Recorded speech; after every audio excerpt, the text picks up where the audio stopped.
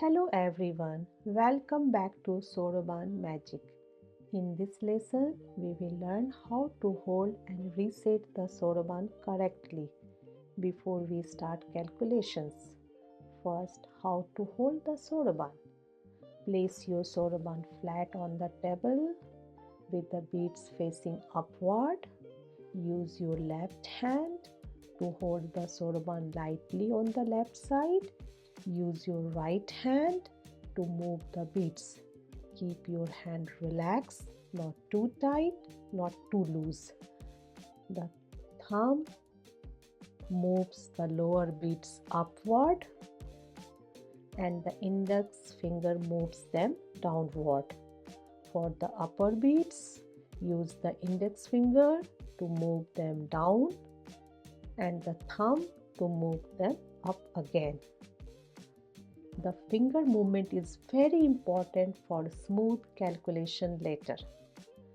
Now, how to reset Soroban?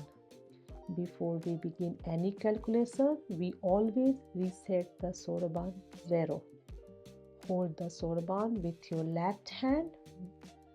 With your right hand, gently move your index finger up and down the center bar from top to bottom like this.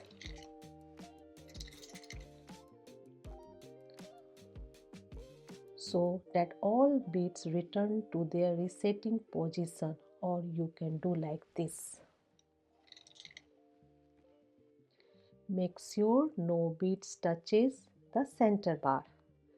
This means your Soroban is now set to 0 and ready to use.